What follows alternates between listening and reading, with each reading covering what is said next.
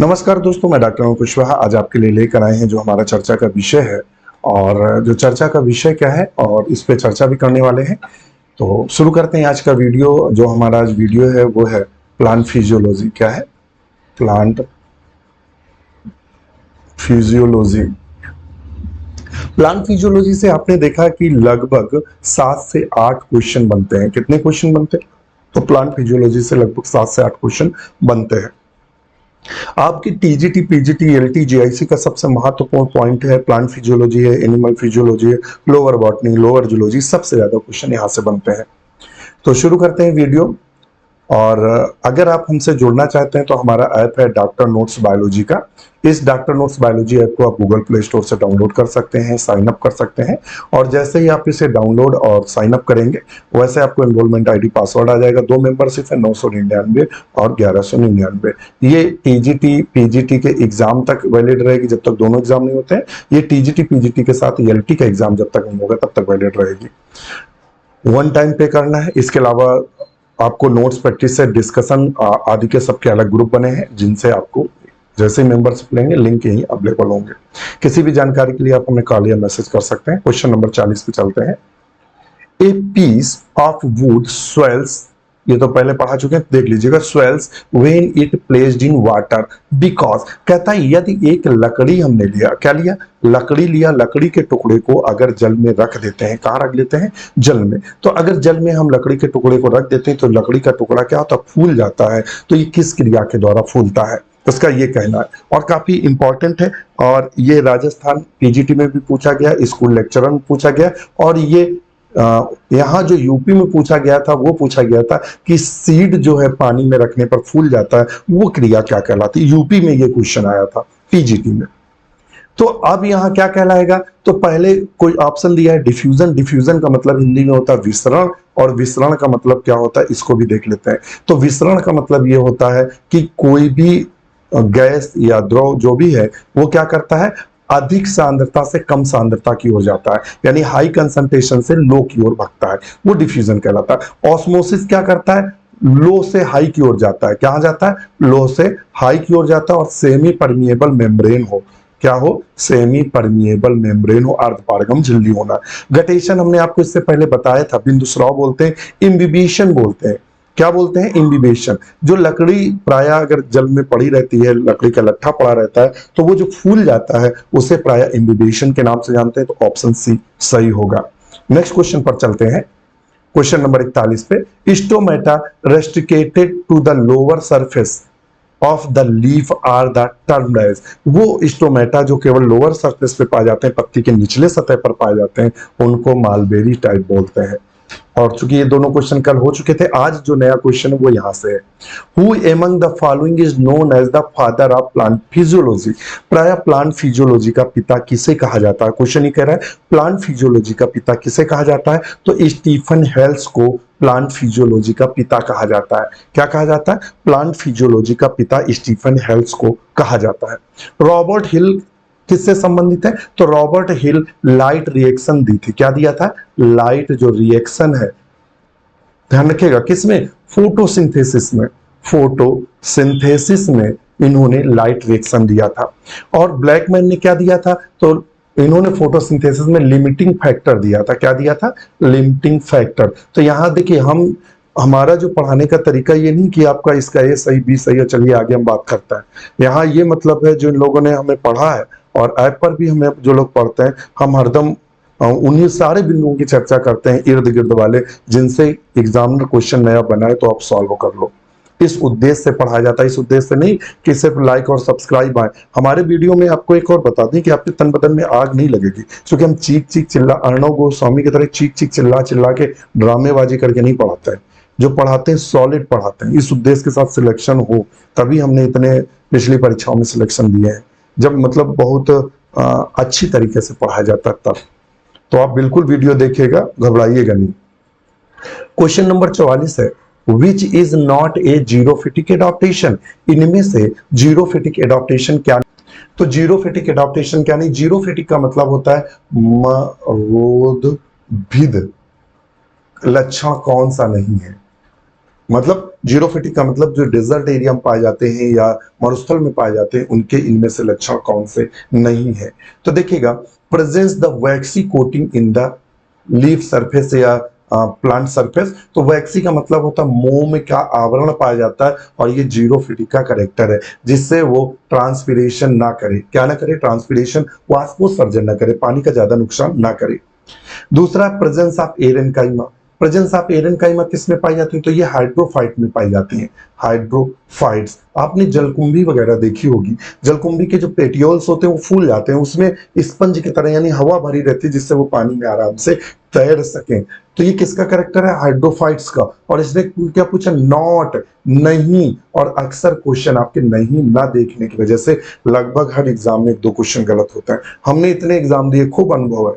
हमारा PGT clear है, हम स्वयं जॉब करते हैं तो पीजीटी क्लियर है, टीजीटी क्लियर है, टीजीटी 2016 2017 दोनों क्लियर है, पीजीटी क्लियर है, जीआईसी क्लियर हुआ, आश्रम पद्धति क्लियर हुआ, असिस्टेंट प्रोफेसर का एग्जाम क्लियर हुआ, और इंटरव्यू में 1-2 वेटिंग है। इंटरव्यू में तो जानते हैं लफड़ा हुआ, जबकि अच्छी रैंक थी और इंटरव्यू में गड़बड़ हुआ तो एक दूसरी या तीसरी वेटिंग है हमारी। तो देखते हैं फ्यूचर, हो सकता है कि फायदा मिले। तो मुझे देखा कि 1-2 क्वेश्चन हरदम ये हुए कि जब हमने या तो चारों ऑप्शन नहीं पढ़े, उनमें से हमने गलतियां की हैं, और नॉट वाले में 1-2 क्वेश्चन में गलतियां की हैं। तो ये गलतियां आज तक हम उनका दुख है हमें। तो मैं भी चाहता हूं कि आप नॉट को विशेष रूप से ध्यान रखें और चारों ऑप्शन जरूर पढ़ें। तो ऑप्शन ये सही है। दूसरा, प्रेजेंस ऑफ द कैंप, तो ऑप्शन बी सही है इसका। कौन सा सही है? बी। अब तीसरा भी देख लेते हैं। कहता है presence of camp physiology. Camp physiology किस में देखने को मिलती है? तो जीरोफिटिक कैरेक्टर्स में देखने को मिलती, सकुलेंट प्लांट में। Presence the chlorenchymatous cell on the stem and chlorenchymatous कोशिकाएं क्या होती हैं? ये क्लोरोफिल से, क्लोरोफिल जिन कोशिकाओं में पाया जाता है उन्हें हम क्लोरेन काइमेटस के नाम से जानते हैं। तो ये क्लोरोकाइमेटस सेल्स होती हैं जिनमें क्लोरोफिल उपस्थित होता है। और ये किसमें करेक्टर होता है? जीरोफिटिक में, क्योंकि उनकी जो लीफ होती है या तो वो स्पाइन में कन्वर्ट हो जाती है या रेड्यूस्ड होती है। नेक्स्ट क्वेश्चन है 46 number. Which among the following is not an example of induced nastic movement? Induced nastic movement का मतलब क्या होता है? जो प्रेरित करके मूवमेंट ना करा, जैसे छुई मुई। सिस्मोनास्टिक क्या कहलाती है? ये इंड्यूस्ड है, हम इसको जब टच करते हैं तभी ये मुरझाती है। इंड्यूस्ड, जब हम टच करते हैं तभी ये मुरझाती है, तो ये क्या कहलाता है? इंड्यूस्ड कहलाता है। और एपिनास्टिक क्या होता है? एपिनास्टिक, तो एपिनास्टिक का मतलब ये होता है कि जैसे पौधे की जो पत्ती है, पत्ती की लंबाई या ऊंचाई जो बढ़ती है तब ये होता है। तो ऑप्शन ए सही है। नेक्स्ट क्वेश्चन है, आपसे पूछता है 47 number. The primary receptor of CO2 in C3 plant. Primary receptor क्या होता है जो CO2 का C3 प्लांट में? तो C3 प्लांट में जो प्राइमरी रिसेप्टर होता है, ध्यान रखिएगा, प्राइमरी रिसेप्टर जो होता है, ध्यान रखिएगा, जो प्राइमरी रिसेप्टर होता है वो कौन होता है? तो RUBP होता है, रिबुलोज बाइफास्फेट जो होता है, ये CO2 का प्राइमरी C3 प्लांट में रिसेप्टर होता है। अगर पूछ देता C4 में रिसेप्टर क्या होता है? C4 प्लांट में CO2 का रिसेप्टर कौन होता है? तो फास्फोइनॉल पाइरुवेट होता है, रिसेप्टर होता है। और PGA क्या होता है? ध्यान रखिएगा, PGA क्या होता है? C3 प्लांट में जो पहला स्टेबल कंपाउंड बनता है वो PGA बनता है। और ये क्यों नहीं? OOA, ऑक्सैलिक एसिड C4 में स्टेबल कंपाउंड बनता है। तो यहां से ये जो चारों हमने बताए, इनसे भरपूर क्वेश्चन पूछता आपको हर एग्जाम में। आपको CO2 एक्सेप्टर कौन होता है, इसका C3 का पहला स्टेबल कंपाउंड कौन सा होता है, और C4 का पहला स्टेबल कंपाउंड कौन सा होता है, उसमें कौन एक्सेप्टर होता है, भरपूर क्वेश्चन पूछते हैं। फोटोसिंथेसिस सबसे ज्यादा क्वेश्चन यहीं से बनते हैं। तो ऑप्शन इसका ए सही है। नेक्स्ट क्वेश्चन है 48 नंबर। Plant with latex and unisexual flower are found in, यानी कहता है वो पौधा जिनमें लैटेक्स पाया जाए। तो देखिए, लैटेक्स 2 फैमिलियों में अक्सर देखने को मिलता है, एक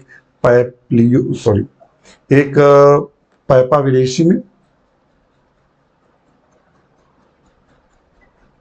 पैपा वेरेसी में देखने को मिलता है और दूसरा यूफॉर्बिएसी। पेपा वेरेसी नहीं दिया तो ऑप्शन होगा यूफॉर्बिएसी, क्योंकि यूफॉर्बिएसी में मेल और फीमेल जो फ्लावर होते हैं वो अलग अलग होते हैं, नर और मादा फूल दोनों अलग अलग होते हैं, तो इसलिए हम ऑप्शन करेंगे यूफॉर्बिएसी। रेननकुलस से क्वेश्चन अक्सर पूछता है, असिस्टेंट प्रोफेसर में भी पूछा गया है, जीडीसी गवर्नमेंट डिग्री कॉलेज में। इसमें एपोकार्पस, ध्यान रखिएगा, एपोकार्पस ओवरी का देखने को मिलती है। एपोकार्पस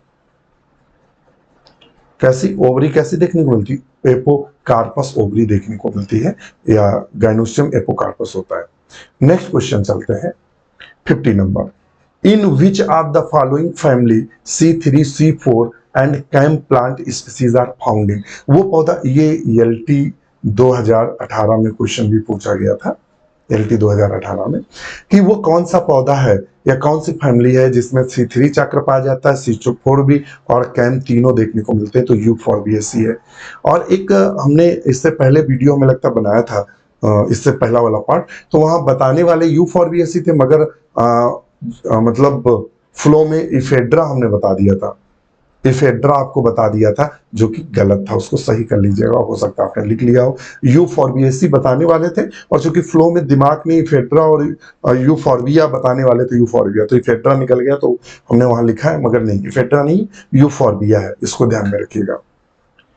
नेक्स्ट क्वेश्चन है, cryo preservation is the preservation of plant material at. जो क्रायो प्रिजर्वेशन होता है, जो क्रायो प्रिजर्वेशन होता है, वो क्या होता है? तो क्रायो प्रिजर्वेशन का मतलब होता है शीत। क्रायो का मतलब, जहां क्रायो शब्द लगा हो, मतलब समझ लीजिए कोल्ड से मतलब है, ठंडे से, यानी लो टेम्परेचर से मतलब है। किससे है? लो टेम्परेचर से मतलब है।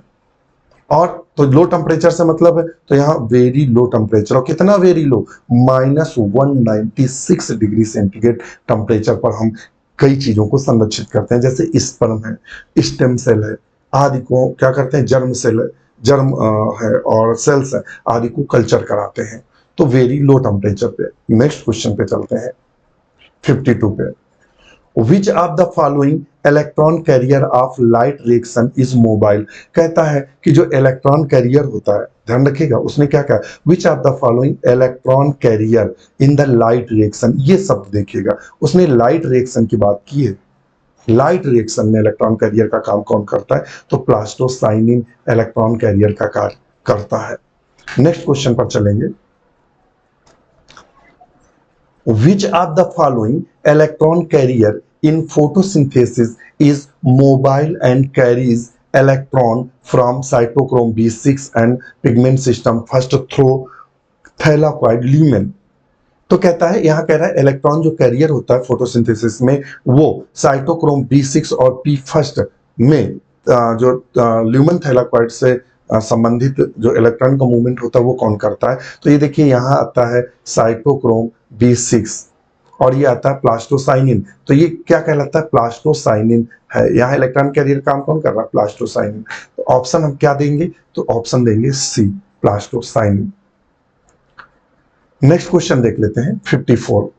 When one molecule of the palmitic acid is completely oxidized to the CO2 and H2O, total ATP. कहता है जो पाल्मिटिक एसिड है, जब वो कंप्लीटली ऑक्सीडाइज्ड होता है या उसका ऑक्सीकरण हो जाता है, तो कितने एटीपी मिलते हैं? तो एक्चुअली में लगभग 129 एटीपी मिलते हैं। 129 ऑप्शन है नहीं, तो 130 को सही करेंगे, तो ऑप्शन इसका भी सही है।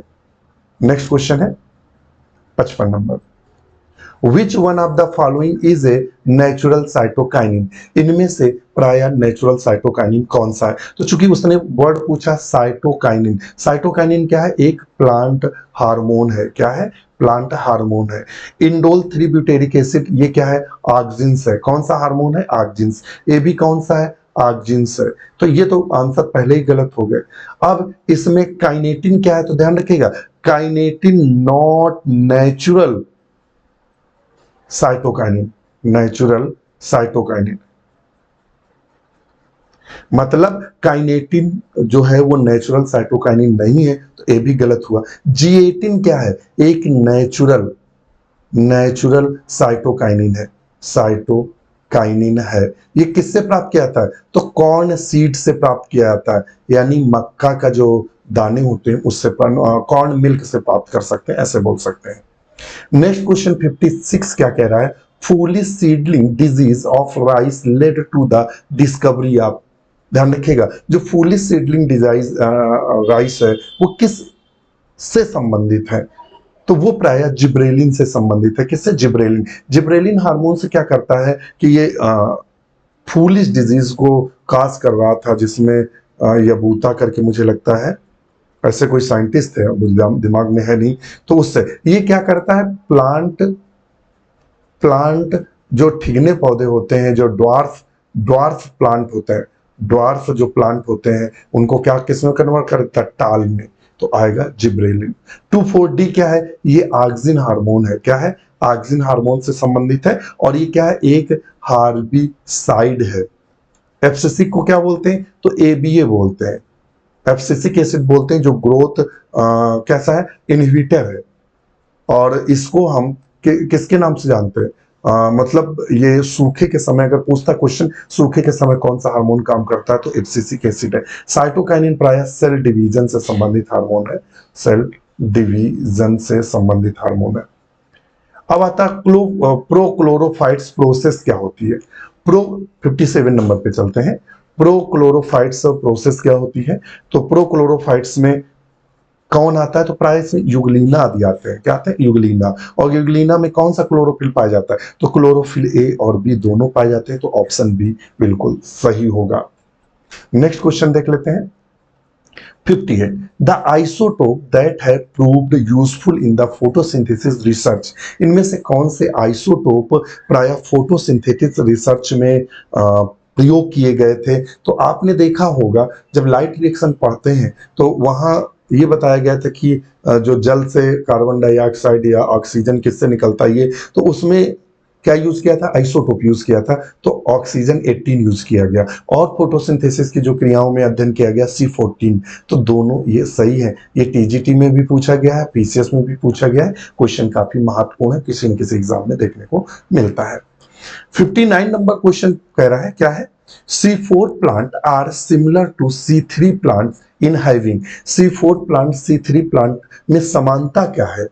या वो ऐसा कौन सा है C4 प्लांट जिसमें C3 समानता दिखाई देती? क्रैंज एनाटॉमी। तो क्रैंज एनाटॉमी सिर्फ C4 प्लांट में देखने को मिलती है। इसमें दो प्रकार के क्लोरोप्लास्ट देखने को मिलते हैं, एक बंडल ऑफ सीथ में देखने को मिलते हैं, बंडल ऑफ सीथ में देखने को मिलते हैं, और एक क्लोरोप्लास्ट कहाँ देखने को मिलते हैं? तो एक क्लोरोप्लास्ट उसको नॉर्मल सेल्स में, मेसोफिल सेल्स में देखने को मिलते हैं, मेसोफिल सेल्स में। C3 pathway of CO2 fixation, बिल्कुल यही सही है। हम आपको बता दें कि C4 प्लांट में C3 चक्र भी पाया जाता है। C4 प्लांट में C3 चक्र थोड़े समय के लिए पाया जाता है, केल्विन चक्र, तो ऑप्शन बी सही होगा। डाइमार्फिक क्लोरोप्लास्ट, तो ये तो इसी का करेक्टर है। हाई CO2 कंपनसेशन पॉइंट, तो इसका ऑप्शन सही होगा बी नंबर। नेक्स्ट क्वेश्चन है 60 number. The precursor of auxin, auxin का प्राय प्रीकर्सर क्या होता है? तो वो प्राय ट्रिप्टोफैन होता है। ये टीजीटी में भी क्वेश्चन बना है, और पीजीटी में भी बना है, और जीआईसी में भी बना है। बहुत इंपॉर्टेंट क्वेश्चन है कि जो प्रीकर्सर होता है ऑक्सिन का, वो क्या है? ऑक्सिन क्या है? एक प्रकार का हार्मोन से, कौन हार्मोन है? प्लांट हार्मोन से। तो इसमें क्या होता है? ट्रिप्टोफैन प्रीकर्सर काम करता है। जो primary precursor indole acetic acid, जो प्राइमरी प्रीकर्सर है इंडोल एस्टिक एसिड का, वही ऑक्सिन का। अब देखिए, अगर आपको ऑक्सिन हार्मोन्स के नाम याद नहीं है, दूसरे किस नाम से जानते हैं, तो आप क्वेश्चन गलत कर जाएंगे। इंडोल एस्टिक एसिड क्या है? ऑक्सिन है। क्वेश्चन घुमाया, ऑक्सिन है, तो वो क्या है? Tryptophan, option A. और ये जीआईसी 2015 में क्वेश्चन पूछा गया है। क्वेश्चन नंबर 62 पे चलते हैं। क्या कहता है? 62, enzyme concern with ammonia assimilation is, वो एंजाइम कौन सा है जो अमोनिया की एसिमिलेशन से संबंधित है या स्वांगीकरण से संबंधित है? तो प्राय ग्लूटामाइन सिंथेटेज एंजाइम है जो इससे संबंधित है। नेक्स्ट क्वेश्चन 63 पे चलते हैं। Out of the total sunlight energy reaching the atmosphere, कहता है जो टोटल प्रकाश आता है पृथ्वी पर, the fraction utilized in photosynthesis is approximately, कितना प्रकाश संश्लेषण में प्रयोग में आता है, तो केवल 0.2% प्रयोग में आता है। नेक्स्ट क्वेश्चन देखते हैं 64 number, which of the following pigment protect the plant from UV damage, कौन सा पिगमेंट अल्ट्रावायलेट किरणों से क्लोरोप्लास्ट की रक्षा करता है या प्लांट की रक्षा करता है, तो वो दोस्तों कैरोटीनॉइड्स है। कैरोटीनॉइड्स को सील्ड, ध्यान रखिएगा, सील्ड पिगमेंट के भी नाम से जानते हैं। ये प्रायः क्लोरोफिल की रक्षा करता है। क्या करता है? क्लोरोफिल की रक्षा करता है, ध्यान रखिएगा। इसके अलावा एंथोसाइनिन से क्वेश्चन पूछते हैं, तो ये वाटर सॉल्युबल पिगमेंट है। क्या है? वाटर सॉल्युबल पिगमेंट है। ये कहां पाया जाता है? तो वैक्यूल में पाया जाता है। कहां पाया जाता है? वैक्यूल में पाया जाता है। ये क्वेश्चन बना है। नेक्स्ट क्वेश्चन है 65, ऑफ्टन इन समर नून, मतलब जब दोपहर की गर्मी होती है, गर्मियों की जब दोपहर होती है, plant wilt even through the field is irrigated with water, this is because, जब दोपहर होती है तो देखना पौधे मुरझा जाते हैं। तो कहता है किस कारण मुरझा जाते हैं? तो सिंपल सी बात है, the rate of loss of water, जल ज्यादा वाष्पोत्सर्जित होता है, पानी ज्यादा निकलता है, more than the rate of absorption, जितना पौधे पानी पृथ्वी से लेना चाहिए उतना नहीं ले पाते, मगर पानी ज्यादा छोड़ते हैं। तो देखना जब दोपहर में आप निकलते हैं घर के बाहर भी जो क्यारियों में, तो पौधे मुरझाए रहते हैं। जैसे ही शाम का समय आता है पौधे पुनः अपनी अवस्था में आ जाते हैं। तो ऑप्शन ए सही है। तो दोस्तों आज के लिए इतना ही, और वीडियो कैसा लगा हमें कमेंट जरूर करिएगा। ये हमारा यूट्यूब पर भी वीडियो जाएगा और ऐप पर भी जाएगा। इसी के साथ नमस्कार।